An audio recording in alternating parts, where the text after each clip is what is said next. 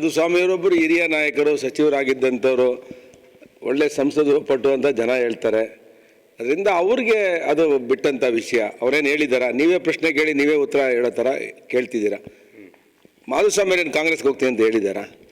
ಅಲ್ಲ, ನಿನ್ನೆ ಹೇಳಿದರು, ನಾನು ಬಸ್ ಸ್ಟ್ಯಾಂಡಲ್ಲಿ ಬಿಟ್ಟು ಹೋದ ಮಗು ಥರ ಯಾರು ಬಸ್ ಹತ್ತಿಸ್ತಾರೋ ಸಂತೆಯಲ್ಲಿ ಬಿಟ್ಟೋಗೋ ಮಕ್ಕಳಿಗೆ ಯಾರೂ ಹಾಕಲ್ಲ. ಪೊಲೀಸ್ನವ್ರು ಕರ್ಕೊಂಡೋಗಿ ಹುಡುಕ್ಬಿಟ್ಟು ಪೊಲೀಸ್ ಸ್ಟೇಷನ್ ಕೊಟ್ಟರೆ ಅವ್ರನ್ನ ಕರ್ಕೊಂಡೋಗಿ ಇದಕ್ಕೆ ಬಿಡ್ತಾರೆ. ಯಾರನ್ನ ಅವರ ಪೋಷಕರಿಗೆ. ಇವತ್ತಿನ ಕಾಲದಲ್ಲಿ ಯಾರು ಬಸ್ ಹತ್ಸಿ ತಿನ್ನು ತಟ್ಟಲಿಟ್ಟು ಅಧಿಕಾರ ಕೊಡಲ್ಲ. ಅವ್ರು ಹೇಳಿದ್ದಾರೆ ಎಲೆಕ್ಷನ್ ನಿಲ್ತೀನಿ ಅಂತ ಹೇಳಿದ್ದಾರೆ. ಮಾಧುಸ್ವಾಮಿಯವರು ನೆಕ್ಸ್ಟ್ ನಾನು ಎಲೆಕ್ಷನ್ ನಿಲ್ತೀನಿ ಅಂತ ಹೇಳಿದರೆ ಅವ್ರ ನಿರ್ಧಾರ ಅದು. ಪ್ರಜಾಪ್ರಭುತ್ವದಲ್ಲಿ ನಾವು ಯಾರನ್ನೂ ಒತ್ತಡ ಮಾಡೋಂಗಿಲ್ಲ. ನಮ್ಮ ನಾಯಕರು ಅವರು, ನಮ್ಮ ಜಿಲ್ಲೆಯಲ್ಲಿ ಅವರು ಮಂತ್ರಿ ಆಗಿದ್ದಂಥವ್ರು, ನಮ್ಮ ಯಡಿಯೂರಪ್ಪನವರು ಅವರಿಗೆ ಸ್ಥಾನಮಾನ ಎಲ್ಲವನ್ನು ಕೊಟ್ಟಿರೋಂಥವ್ರು. ಅವ್ರಿಗೆ ಆದ ಒಂದು ಇಂಡಿಪೆಂಡೆಂಟ್ ಶಕ್ತಿ ಇದೆ. ಅವ್ರು ನಿರ್ಧಾರ ತಗೊಳ್ತಾರೆ. ಅದು ನಮ್ಮದೇನೋ ಎಲ್ಲ ಒಂದು ಕಡೆ ಅನಾಥ ಪ್ರಜ್ಞೆ ಕಾಡ್ತಾ ಇದೆಯಾ ಅಂತ, ಸಂತೆಯಲ್ಲಿ ಬಿಟ್ಟು ಮಗು ಅಂದ ತಕ್ಷಣ. ಅವ್ರು ಯಾಕೆ ಆ ಮಾತನ್ನು ಹೇಳಿದ್ರೆ ಗೊತ್ತಿಲ್ಲ. ಏಕೆಂದರೆ ಅದು ಅಪ್ರಸ್ತುತ ಈ ಸಂದರ್ಭದಲ್ಲಿ. ಸಂತೆಯಲ್ಲಿ ಬಿಟ್ಟೋದು ಮಗು ಅಂತ ಹೇಳಿದ್ರೆ BJP ಅವ್ರನ್ನೇನು ಸಂತೆಯಲ್ಲಿ ಬಿಟ್ಟು ಹೋಗಿಲ್ಲ. ದಾರಿಲೆಲ್ಲ ಮಧ್ಯ ದಾರಿಲಿ ಬಿಟ್ಟಿಲ್ಲ. ಅವ್ರನ್ನ ಕರ್ಕೊಂಬಂದು ಕಿರಣ್ ಕುಮಾರ್ ಅವರು ನಮ್ಮ ಪಾರ್ಟಿ ಬಿಟ್ಟೋದ್ರು. ಅವರು ನಮ್ಮ ಸೀನಿಯರ್ ಲೀಡ್ರ್ ಕಿರಣ್ ಕುಮಾರ್ ಅವರು ನಮ್ಮ ಪಕ್ಷದಲ್ಲಿದ್ದರು. ಅವ್ರನ್ನ ತಪ್ಪಿಸಿ ಇವರಿಗೆ ಟಿಕೆಟ್ ಕೊಟ್ಟರು. ಟಿಕೆಟ್ ಕೊಟ್ಟ ಮೇಲೆ ಅವ್ರನ್ನ 2 ಬಾರಿ ಟಿಕೆಟ್ ಕೊಟ್ಟರು. ಒಂದು ಸಲ ಅವರು ನಿಂತು KJPಯಲ್ಲಿ ನಿಂತಾಗ ಯಡಿಯೂರಪ್ಪನವರ ಕೃಪಾ ಇದರಿಂದ ಅವ್ರು ನಿಂತ್ಕೊಂಡ್ರು. ಅದಾದಮೇಲೆ BJPಯಲ್ಲಿ ಫಸ್ಟ್ ಟೈಮ್ ನಿಂತ್ಕೊಂಡೆ ಅವ್ರನ್ನ ಮಂತ್ರಿ ಮಾಡಿದ್ರು. ಅವರಿಗೆ ಎಲ್ಲ ಜವಾಬ್ದಾರಿಯನ್ನು ಕೊಟ್ಟರು. ನೀರಾವರಿ ಖಾತೆ ಕೊಟ್ಟರು, 2 ಖಾತೆ ಕೊಟ್ಟರು. ಒಂದು ಪಾರ್ಲಿಮೆಂಟ್ರಿ ಅಫೇರ್ಸ್, ಒಂದು ಇದು. ಒಳ್ಳೆ ಕೆಲಸ ಮಾಡಿದ್ದಾರೆ, ನಮ್ಮದೇನು ತಕರಾರಿಲ್ಲ. ಆದರೆ ಮಧ್ಯೆ ಏನಾಯಿತೋ ಗೊತ್ತಿಲ್ಲ, ಅವ್ರಿಗೆ ದೂರ ಉಳ್ಕೊಂಡಿದ್ದಾರೆ, ಗೊತ್ತಿಲ್ಲ. ಬಟ್ ನಮ್ಮ ನಾಯಕರೇ ಅವರು. ಯಾವತ್ತಿದ್ರು BJPಯಲ್ಲಿ ಬಂದು ಮಂತ್ರಿ ಆಗಿ ಕೆಲಸ ಮಾಡಿದವರು ಅವ್ರು ನಮ್ಮ ನಾಯಕರೇ. BJP ಯಾವುದೇ ಕಾರ್ಯಕ್ರಮಗಳಲ್ಲಿ ಬರ್ತಾ ಇಲ್ಲ, ಮಾತಾಡಿ ಸರಿ ಮಾಡ್ತಾರೆ. ನಮ್ಮ ಮೇಲವ್ರು ಇದ್ದಾರಲ್ಲ, ಸರಿ ಮಾಡ್ತಾರೆ. ಕಾಂಗ್ರೆಸ್ಗೆ ಹೋಗುವ ಯಾವುದೇ ನನಗೆ ಗೊತ್ತಿಲ್ಲ. ಅದು ಅವ್ರ ವೈಯಕ್ತಿಕ ವಿಚಾರ. ಅದನ್ನು ಅವ್ರು ಹೋಗೋದು ಬಿಡೋದು ಅವ್ರಿಗೆ ವೈಯಕ್ತಿಕವಾದ ವಿಚಾರ. ನಮ್ಮ ನಾಯಕರವರು ಇವತ್ತು ಇದ್ದಾರೆ ಪಾರ್ಟಿಲಿ. ಪ್ರೆಸಿಡೆಂಟ್ ಸರ್ಕಾರ ಸರ್ ಎಷ್ಟು ಇದಿರಲ್ಲ ಬಿಡ್ರಿ. ಈ ಸರ್ಕಾರ ಇದು ಆಂತರಿಕ ಕಚ್ಚಾಟ. 2 ಪವರ್ ಸೆಂಟ್ರ್ ಇದ್ದಾಗ ಯಾವಾಗಲೂ ಪ್ರಾಬ್ಲಮ್ಮೇ. ಪೊಲಿಟಿಕಲಲ್ಲಿ ಯಾವಾಗಲೂ 2 ಪವರ್ ಸೆಂಟ್ರ್, ಒಂದಕ್ಕೆ DK ಶಿವಕುಮಾರ್ ಅವರು, ಒಂದು ಸಿದ್ದರಾಮಯ್ಯನವರು. 2 ಪವರ್ ಸೆಂಟ್ರ್ಗಳಿವೆ. ಒಬ್ಬರೊಬ್ಬರಿಗೆ ಮುಖ್ಯಮಂತ್ರಿ ಆಗಬೇಕು ಅಂತ, ಅಲ್ಲಿರೋರೆಲ್ಲರೂ ಮುಖ್ಯಮಂತ್ರಿ ಆಗಬೇಕು ಅಂತ ಕೂತವ್ರೆ. ದೇಶಪಾಂಡೆ ನಾನು ಮುಖ್ಯಮಂತ್ರಿ ಅಂತಾರೆ. ಸತೀಶ್ ಜಾರಕಿಹೊಳಿ 2028 ನಾನು ಮುಖ್ಯಮಂತ್ರಿ ಅಂತಾರೆ. ಈಗ 5 ವರ್ಷ ಸಿದ್ದರಾಮಯ್ಯ ನಾನು ಕಂಪ್ಲೀಟ್ ಮಾಡ್ತೀನಿ ಅಂತಾರೆ. ಮತ್ತು ಯಾರು DK ಶಿವಕುಮಾರನ್ನು ಕಡಲೆಕಾಯಿ ತಿನ್ಬೇಕಾ ಕೂತ್ಕೊಂಡಲ್ಲಿ? ಜನರಲ್ಲಿ ಕಾಂಗ್ರೆಸ್ ಪಾರ್ಟಿಲಿ SM ಕೃಷ್ಣ ಅವ್ರನ್ನ ಮುಖ್ಯಮಂತ್ರಿ ಮಾಡಿದ್ರೆ DK ಅವ್ರ ಪಾತ್ರ ಇದೆ. ಸಿದ್ದರಾಮಯ್ಯನವ್ರನ್ನ 2013 ಮುಖ್ಯಮಂತ್ರಿ ಮಾಡೋಕ್ಕೆ DK ಪಾತ್ರ ಇದೆ. 2023 ಅವರು ಹೋರಾಟ ಮಾಡಿದ್ದು ನೋಡಿದ್ರೆ DK ಶಿವಕುಮಾರ್ ಅವರು BJP ವಿರುದ್ಧ ನಾವು ಕನಸು ಮನಸ್ಸಲ್ಲಿ ಅಂದ್ಕೊಂಡ್ಲ. ಇರೋರೆಲ್ಲ ಆಪರೇಷನ್ ಮಾಡಿ ದಳದಲ್ಲಿ ಕಾಂಗ್ರೆಸ್ಸಲ್ಲಿ BJPಲಿ ಇದ್ದವ್ರನ್ನೆಲ್ಲ ಕರ್ಕೊಂಡು ಹೋಗಿದ್ದವ್ರೆ. ಸಿದ್ದರಾಮಯ್ಯನವ್ರು ಯಾರನ್ನೇನು ಕರ್ಕೊಂಡು ಹೋಗಲಿಲ್ಲ. ಇರೋ ಬರೋರನ್ನ ಕರ್ಕೊಂಡೋಗಿ 138 ಸೀಟ್ ಬರೋದಕ್ಕೆ ಮೇಯ್ನ್ ಕಾರಣ DK ಶಿವಕುಮಾರ್, KPCC ಅಧ್ಯಕ್ಷರು. ಮತ್ತು ಇವರು 2028 ಸತೀಶ್ ಜಾರಕಿಹೊಳಿ ಹೇಳ್ತಾರೆ ನಾನು 2020 ನಾನು ಮುಖ್ಯಮಂತ್ರಿ ಅಭ್ಯರ್ಥಿ ಅಂತ ಹೇಳ್ತಾರೆ. ಈ ಸಿದ್ದರಾಮಯ್ಯನವ್ರು ಹೇಳ್ತಾರೆ ನಾನೇ 5 ವರ್ಷ ಅಂತ. ಏನೇನು ಕಡ್ಲಕ್ಕ ತಿಂತಾರೆ DK ಶಿವಕುಮಾರ್ ಕೂತ್ಕೊಂಡು. ಅವ್ರ ಪಾರ್ಟಿ ಆಂತರಿಕ ವಿಚಾರ. ಅದರಿಂದ DK ಶಿವಕುಮಾರ್ಗೆ ಎಲ್ಲ ವಿದ್ಯೆನೂ ಗೊತ್ತಿದೆ. ಆದರೆ ಎಲ್ಲೋ ಒಂದು ಕಡೆ ಈ KPCC ಅಧ್ಯಕ್ಷರಾಗಿ ಅವರಿಗೆ ಬಾಯಿ ಮುಚ್ಕೊಳ್ಳೋ ಪರಿಸ್ಥಿತಿ ಬಂದಿದೆ. ನನಗನ್ಸುತ್ತೆ ಮೂಲ ಕಾಂಗ್ರೆಸ್ನವರು ವಲಸೆ ಕಾಂಗ್ರೆಸ್ಸಿಗರ ನಡುವೆ ಯುದ್ಧ ಪ್ರಾರಂಭ ಆಗಿದೆ. ಯುದ್ಧ ಎಲ್ಲಿ ನಿಲ್ಲುತ್ತೋ ಗೊತ್ತಿಲ್ಲ. ಕರ್ನಾಟಕ ಅಂತ ದಿವಾಳಿ ಎದ್ದೋಗಿದೆ. ಸಿದ್ದರಾಮಯ್ಯನವ್ರ ಸರ್ಕಾರ ಬಂದಮೇಲೆ ಈ ಭಾಗ್ಯಗಳು ಕೊಟ್ಟು ದಿವಾಳಿ ಎದ್ದೋಗಿದೆ. ಸಂಬಳ ಇಲ್ಲ, ಮತ್ತು ಬಸ್ಗಳು ರಿಪೇರಿ ಇಲ್ಲ, ಶಾಲೆಗೆ ಹೋಗೋ ಮಕ್ಕಳಿಗೆ ಬಸ್ ಇಲ್ಲ, ಕರೆಂಟ್ ಇಲ್ಲ, ರೈತರಿಗೆ ಸರಿಯಾಗಿ ಸಮರ್ಪಕವಾದ ಕರೆಂಟ್ ಕೊಡ್ತಿಲ್ಲ, ಪಂಪ್ ಸೆಟ್ಗಳಿಗೆ, ಒಂದು ಮನೆ ಕೊಟ್ಟಿಲ್ಲ ಬಡವ್ರಿಗೆ. ಬಡ್ಜೆಟಲ್ಲಿ ಮಾತ್ರ ಸಿದ್ದರಾಮಯ್ಯನವರು 4 ಲಕ್ಷ ಕೋಟಿ ಅಂತಾರೆ. ಆ 4 ಲಕ್ಷ ಕೋಟಿಲಿ 2 ಲಕ್ಷ ಕೋಟಿ ಸಂಬಳಕ್ಕೆ ಹೋಗುತ್ತೆ, 1.5 ಲಕ್ಷ ಕೋಟಿ. ಇನ್ನು ಬಡ್ಡಿ ಮತ್ತೊಂದಕ್ಕೆಲ್ಲ ಹೋದ್ರೆ ಇನ್ನು ಉಳ್ಕೊಳ್ಳೋದು 2 ಕೋಟಿ. 2 ಕೋಟಿಲಿ ಭಾಗ್ಯಕ್ಕೆ 50 ಲಕ್ಷ, ಇನ್ನು 1.5 ಕೋಟಿ ಎಲ್ಲೆಲ್ಲಿ ಹೋಗುತ್ತೋ ಹಣ ಇನ್ನೂ ನಮ್ಗೆ ಗೊತ್ತೇ ಇಲ್ಲ. ನಮ್ಮ ಸರ್ಕಾರನ 40% ಅಂದರು. ಇವತ್ತು 80% ಸರ್ಕಾರ ಲೂಟಿ ಹೊಡಿತಿದೆ. ಭ್ರಷ್ಟಾಚಾರ ತಾಂಡವಾಡ್ತಿದೆ. ಆಡಳಿತ ಕುಸಿದು ಬಿದ್ದಿದೆ. ಆಂತರಿಕ ಕಚ್ಚಾಟ ಕರ್ನಾಟಕದಲ್ಲಿ ಕಾಂಗ್ರೆಸ್ನಲ್ಲಿ ಪೀಕ್ ಹೋಗ್ಬಿಟ್ಟಿದೆ. ಅದರಿಂದ ಈ ಸರ್ಕಾರ ಯಾವತ್ತು ಬಿದ್ದೋಗುತ್ತೋ ಗೊತ್ತಿಲ್ಲ. ಈ ಸರ್ಕಾರ ನಾಯಿಗಳಿಗೆ ಚಿಕನ್ ಬಿರಿಯಾನಿ ಕೊಡ್ತೀವಿ, ಮನುಷ್ಯರಿಗೆ ತಿನ್ನಕ್ಕೆ ಊಟ ಇಲ್ಲ. ಯಾವನ್ ಪುಣ್ಯಾತ್ಮ ಇಂಥ ಐಡಿಯಾಗಳೇ ಕಾಂಗ್ರೆಸ್ಸಲ್ಲಿರೋದು. ಮನುಷ್ಯರಿಗೆ ತಿನ್ನಕ್ಕೆ ಊಟ ಇಲ್ಲ, ಪೌಷ್ಟಿಕ ಆಹಾರ. ಅದ್ರಲ್ಲಿ ನಾಯಿಗಳಿಗೆ ಬಿರಿಯಾನಿ ಹಾಕ್ತೀವಿ ಅಂತ ಹೇಳ್ತಾರಲ್ಲ. ಮಾನ ಮರ್ಯಾದೆ ಇದೆ ಈ ಸರ್ಕಾರಕ್ಕೆ, ಮಾನ ಮರ್ಯಾದೆ ಇಲ್ಲ ಈ ಸರ್ಕಾರಕ್ಕೆ. ಅಂದರೆ ಬೆಂಗಳೂರಲ್ಲಿ ಒಂದು ಗುಂಡಿ ಮುಚ್ಚಕ್ಕೆ ದುಡ್ಡಿಲ್ಲ.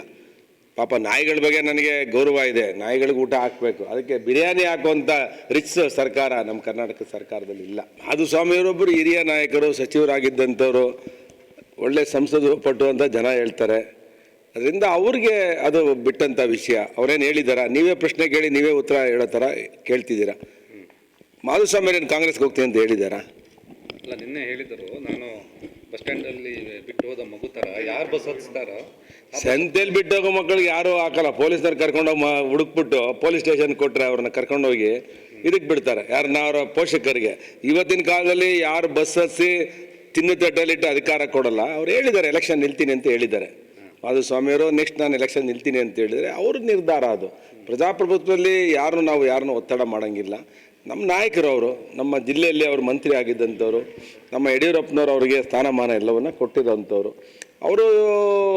ಅವ್ರಿಗೆ ಆದ ಒಂದು ಇಂಡಿಪೆಂಡೆಂಟ್ ಶಕ್ತಿ ಇದೆ.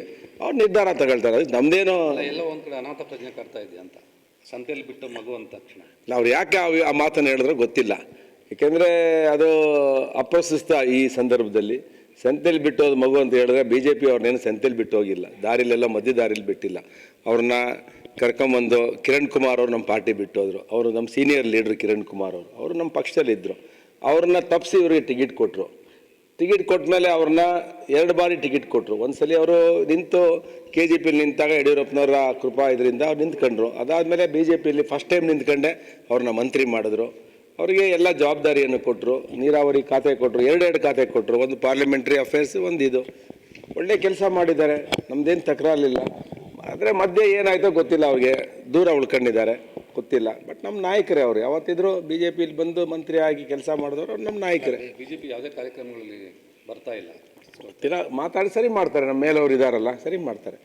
ಕಾಂಗ್ರೆಸ್ಸಿಗೆ ಹೋಗುವ ಯಾವುದೇ ನನಗೆ ಗೊತ್ತಿಲ್ಲ. ಅದು ಅವ್ರ ವೈಯಕ್ತಿಕ ವಿಚಾರ. ಅದನ್ನು ಅವ್ರು ಹೋಗೋದು ಬಿಡೋದು ಅವ್ರಿಗೆ ವೈಯಕ್ತಿಕವಾದ ವಿಚಾರ. ನಮ್ಮ ನಾಯಕರವರು ಇವತ್ತು ಇದ್ದಾರೆ ಪಾರ್ಟಿಲಿ. ಪ್ರೆಸೆಂಟ್ ಸರ್ಕಾರ ಸರ್ ಎಷ್ಟು ಇದಿರಲ್ಲ ಬಿಡ್ರಿ ಈ ಸರ್ಕಾರ. ಇದು ಆಂತರಿಕ ಕಚ್ಚಾಟ. 2 ಪವರ್ ಸೆಂಟ್ರ್ ಇದ್ದಾಗ ಯಾವಾಗಲೂ ಪ್ರಾಬ್ಲಮ್ಮೇ. ಪೊಲಿಟಿಕಲಲ್ಲಿ ಯಾವಾಗಲೂ 2 ಪವರ್ ಸೆಂಟ್ರ್, ಒಂದಕ್ಕೆ DK ಶಿವಕುಮಾರ್ ಅವರು, ಒಂದು ಸಿದ್ದರಾಮಯ್ಯನವರು. 2 ಪವರ್ ಸೆಂಟ್ರ್ಗಳಿವೆ. ಒಬ್ಬರೊಬ್ಬರಿಗೆ ಮುಖ್ಯಮಂತ್ರಿ ಆಗಬೇಕು ಅಂತ, ಅಲ್ಲಿರೋರೆಲ್ಲರೂ ಮುಖ್ಯಮಂತ್ರಿ ಆಗಬೇಕು ಅಂತ ಕೂತವ್ರೆ. ದೇಶಪಾಂಡೆ ನಾನು ಮುಖ್ಯಮಂತ್ರಿ ಅಂತಾರೆ, ಸತೀಶ್ ಜಾರಕಿಹೊಳಿ 2022 ನಾನು ಮುಖ್ಯಮಂತ್ರಿ ಅಂತಾರೆ. ಈಗ 5 ವರ್ಷ ಸಿದ್ದರಾಮಯ್ಯ ನಾನು ಕಂಪ್ಲೀಟ್ ಮಾಡ್ತೀನಿ ಅಂತಾರೆ. ಮತ್ತು ಯಾರು DK ಶಿವಕುಮಾರನ್ನು ಕಡಲೆಕಾಯಿ ತಿನ್ಬೇಕಾ ಕೂತ್ಕೊಂಡಲ್ಲಿ? ಏನರಲ್ಲಿ ಕಾಂಗ್ರೆಸ್ ಪಾರ್ಟಿಲಿ SM ಕೃಷ್ಣ ಅವ್ರನ್ನ ಮುಖ್ಯಮಂತ್ರಿ ಮಾಡಿದ್ರೆ DK ಅವ್ರ ಪಾತ್ರ ಇದೆ. ಸಿದ್ದರಾಮಯ್ಯನವ್ರನ್ನ 2013 ಮುಖ್ಯಮಂತ್ರಿ ಮಾಡೋಕ್ಕೆ DK ಪಾತ್ರ ಇದೆ.